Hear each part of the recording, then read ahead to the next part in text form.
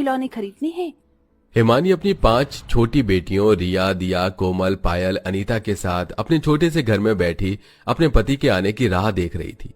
तभी थोड़े समय बाद हिमानी का फौजी पति आनंद फौजी के अवतार में घर आता है।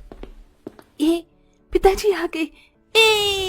ये पिताजी आ गए। ए।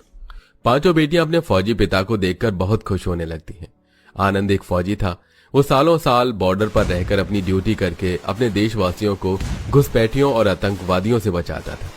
आनंद हर साल की तरह इस बार भी 1 साल बाद अपने परिवार के पास आया था।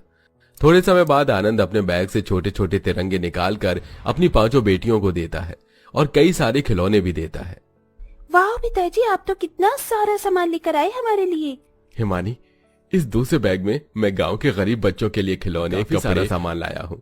हर साल की तरह इस साल भी हम स्वतंत्रता दिवस पर गांव के गरीब बच्चों को ये सब सामान बांटेंगे। आनंद और उसके परिवार वाले हर साल स्वतंत्रता दिवस पर गांव के गरीब बच्चों को पतंगे, कपड़े और खिलौने उपहार में देते थे। कुछ दिन बाद 15 अगस्त के दिन आनंद अपने परिवार के साथ गांव के गरीब बच्चों को खाना और पतंगे बांटने लगता है और अपने बच्चों के साथ पतंगबाजी करके खूब मस्ती करने लगता है। 2 दिन बाद, जी आप कुछ और दिन रुक जाइए ना। मैं रुक तो जाता हिमानी, पर ड्यूटी भी जरूरी है ना। एक फौजी का जीवन यही होता है कि उसे अपने देशवासियों की रक्षा के लिए अपने परिवार को छोड़कर सरहद पर जाकर अपने वीर जवान होने का फर्ज निभाना पड़ता है।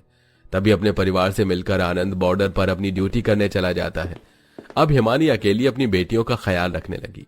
हिमानी की 5 बेटियां रोज स्कूल जाने लगी और हिमानी अकेली घर में रहकर घर के काम करने लगी।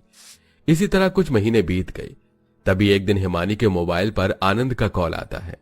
हाँ आनंद जी, बोलिए। तभी उधर से आनंद का एक ऑफिसर महेश बोलता है। हिमानी जी, मैं आनंद का ऑफिसर महेश बोल रहा हूँ। जी साहब,